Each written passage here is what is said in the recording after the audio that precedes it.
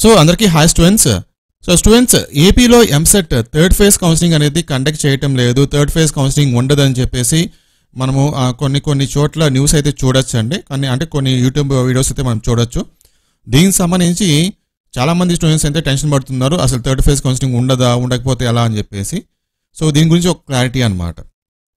చాలామంది అడుగుతున్నారు, సరే దీని గురించి ఒక క్లారిటీ చెప్పండి అని చెప్పేసి. ఓకే, సో వాళ్ళ వర్షన్ ఎలా ఉంటుందో నాకు తెలియదు, కానీ నా వర్షన్ అయితే కనుక కంపల్సరీగా థర్డ్ ఫేజ్ కౌన్సిలింగ్ అయితే కండక్ట్ చేస్తారు. దీనికి సంబంధించిన ప్రూఫ్ కూడా మీకు చెప్తాను, ఎక్స్ప్లెయిన్ చేస్తాను ఇప్పుడుకున్న అప్డేట్ ప్రకారంగా. ఓకే, సో మీకు థర్డ్ ఫేజ్ కౌన్సిలింగ్ అనేది కంపల్సరీగా కావాలి అనుకునే కనుక మీరు త్రీ థింగ్స్ అయితే కంపల్సరీగా చేయాలి. మన వీడియోని లైక్ చేయాలి, షేర్ చేయాలి, కామెంట్ చేయాలి. సో దట్ ఈ వీడియో ఎక్కువ మందికి రీచ్ అవుతుంది, ఎక్కువ మంది చూస్తారు. మనకు థర్డ్ ఫేజ్ కౌన్సిలింగ్ ఉండడానికి కొంచెం హెల్ప్ అయితే అవుతుంది అనమాట. లైక్ ఎవరైతే హైయర్ అఫీషియల్స్ ఉంటారో ఎంసెట్ కండక్ట్ చేసే వాళ్ళకు, సో వాళ్ళ వరకు రీచ్ అయితే కనుక కంపల్సరీగా మనకు థర్డ్ ఫేజ్ అనేది కండక్ట్ చేస్తారనమాట. ఓకే, అది ఒక హెల్ప్ అయితే చేయండి, లైక్, కామెంట్, షేర్ అనమాట. Okay, yes. సో విషయానికి వస్తే కనుక ఈరోజు ఒక లీడింగ్ న్యూస్ పేపర్లో స్పాట్ కౌన్సిలింగ్కి, స్పాట్ అడ్మిషన్స్కి, అలాగే కేటగిరీ బి అడ్మిషన్స్కి గవర్నమెంట్ పర్మిషన్ ఇచ్చింది. సో వాళ్ళు కాలేజ్ వాళ్ళు స్పాట్ అడ్మిషన్స్ తర్వాత కేటగిరీ బి సీట్లకు నోటిఫికేషన్ ఇవ్వచ్చు అని చెప్పేసి గవర్నమెంట్ పర్మిషన్ ఇచ్చిందని ఒక న్యూస్ ఆర్టికల్ అయితే వచ్చిందనమాట. సో ఆ న్యూస్ ఆర్టికల్ బేస్ చేసుకొని ఇంకా థర్డ్ ఫేజ్ కౌన్సిలింగ్ ఉండదు, అంతే ఒక 2 ఫేజెస్ కౌన్సిలింగ్ ఉంటుంది, థర్డ్ ఫేజ్ ఉండదు అని చెప్పేసి చెప్తున్నారు. దీని గురించి ఒక క్లారిటీ అనమాట. సో యాక్చువల్గా మనకి ఏంటంటే ఇక్కడ చూడండి, చూపిస్తాను మీకు, చూడండి, spot and category B admissions 2024 కదా. సో స్పాట్ అడ్మిషన్స్ అంటే మనకి కౌన్సిలింగ్, ఓకే మీకు చెప్తాను, ఒక క్లారిటీ అయితే ఇస్తాను.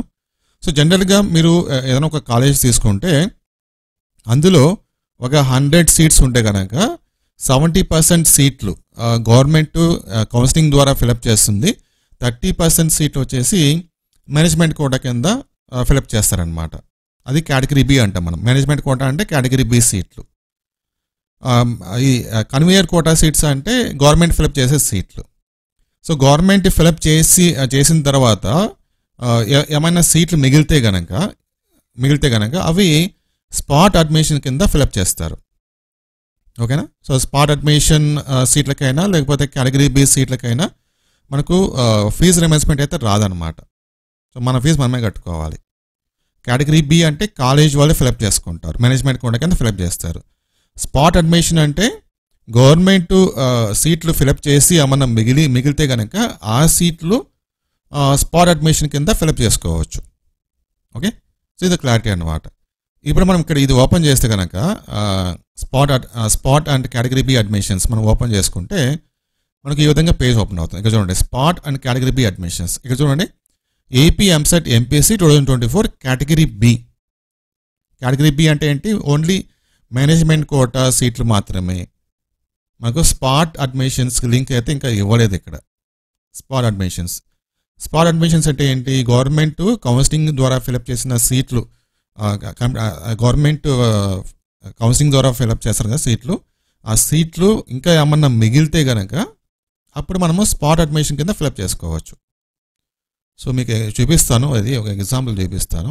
ఇక చూడండి, ఇది spot and category B admissions 2023. ఈ ఎడ్సెట్ కౌన్సిలింగ్ అనుకోండి, మీకు ఎగ్జాంపుల్గా అర్థమయ్యే విధంగా మీకు చూపిస్తాను. ఇక చూడండి, EDCET category B, EDCET spot admissions. Okay, so డిఫరెంట్గా నోటిఫికేషన్ అయితే ఇచ్చారనమాట.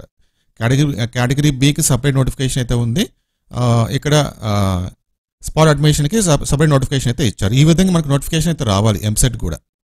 ఎంసెట్కి ప్రస్తుతానికి మనకి ఏంటంటే ఒకటే ఒక నోటిఫికేషన్ అయితే ఉంది, కేటగిరీ బికి మాత్రమే ఉంది. స్పాట్ అడ్మిషన్కి ఇక్కడ నోటిఫికేషన్ అయితే ఇవ్వలేదు. సో ఏమంతా మీరు ఇది ఓపెన్ చేసుకున్నా సరే, కేటగిరీ బికి ఓపెన్ చేసుకున్నా సరే, ఇక మనకి ఈ నోటిఫికేషన్ ఓపెన్ చేసుకుని చూడండి, AP EAMCET 2024 admissions category B, only category B మాత్రమే మెన్షన్ చేశారు, స్పాట్ అడ్మిషన్స్కి మనకు మెన్షన్ చేయలేదు. అంటే థర్డ్ ఫేజ్ కౌన్సిలింగ్ కండక్ట్ చేయడానికి ఛాన్స్ అయితే ఉంది అని నా అభిప్రాయం అనమాట. ఓకేనా. సో ఇక్కడ మీరు ఈ నోటిఫికేషన్ ఓపెన్ చేసుకున్నా సరే, ఈ నోటిఫికేషన్లో క్లియర్గా మెన్షన్ చేస్తుంటారు. ఇక్కడ చూడండి, instructions for filling up category B seats.